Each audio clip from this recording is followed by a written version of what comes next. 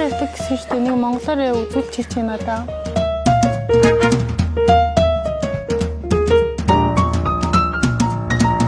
За, Монголын хамгийн анхны амьтны хүрээлэнтэй ресторанд ирсэн байна.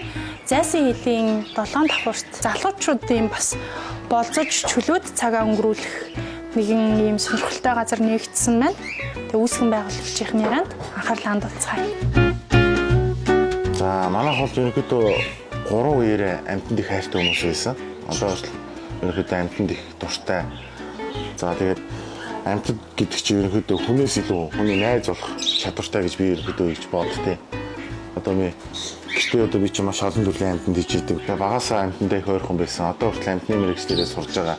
Одоо би өөрөө залуу хүн манай Монгол улсад ямар их стресс бухимдал за залуучууд нь ороод чөлөөт цагаа өнгөрөх ямар хөө хэмжээний газрууд байгаа вэ? Тэр бүгдийг бодолж шүдэж 5-6 жилийн ерөөдөө судалгаан дээр үндэсэж ин кофе шоп лаунжийг нээсэн. Одоогоор л Азтай буюу ер нь Европт бас байхгүй хаа. Азийн орнууд бол байхгүй гэдэгт нь 100% итгэлтэй байгаа. Азийн хамгийн анхны амьтандаа лаунж гэхгүй.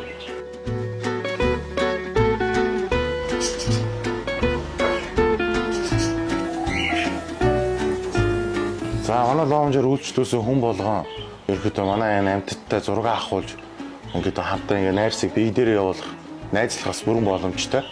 За, хүн хоолны газар орж ирээд зөвхөн хоол идэж кафег авахаас гадна манай лаунжд ирснээр амьд байгальд орж ирсэнтэй ерөөдөө ямар ч ялгаагүй адилхан гэсэн. Яагаад тэгэхээр энэ шууны чимээ бол байгалийн дуу чимээ гэж явдаг. Энэ хүний стресс толгойн ядаргааг маш их тайлдаг байгаа. За, мөн загсаа хараад нүдний ядаргаагаа тайлна. За, манайх бол 2 дугаар зааландаа жоохон VIP маягийн өрөөнүүдтэй гэсэн үг. Энэ болохоор 6 төрлийн кабинтэй, доороо дандаа амьд загастай ийм орчин бүрдүүлсэн байгаа. За, мөн адил хар мордоор тогтчулсан. За, хоёр талаа амьд шуутай. Энэ манай шуунууд болохоор ерөөдөө тотнууд дэвшлээ яг энэ зааланд их байгаа. Энэ тотнууд нь монголоор ярьдаг тот. Одоо манайх бас 12 тонжоо хүмүүстээ байнгын үйлчлүүлэгчтэй болсон. Тэр нэг 2 хос байгаа. Би ч одоо гаднаас машин зэрэг бариад жоохон стресстэй ядаргаа дараад ирэх юм бол нэг амьтаа бариад суудаг ч юм уу. Эдрийг санаал ороод ирнэ шүү дээ. Тэгэл за тэр маань хоолгүй эцүүж байгаа болоо тэрэн лугаа очих юмсан. Тэрний усны савнд бохирдсон байлээ. Тэрийг янзсан.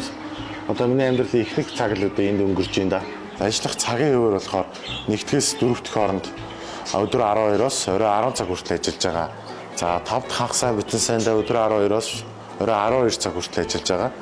За тэгээ манай цагийн хуваар 5 сарын 1-ээс өшөө илүү өөрчлөгдөн уян хатан байдалтай болно гэж би бодож байгаа. Яагаад тэгэхээр кофе шоп лаунжаар явж байгаа учраас өглөө ер нь 5 сарын 1-ээс өглөө эртнийхээр төлөвлөж байгаа.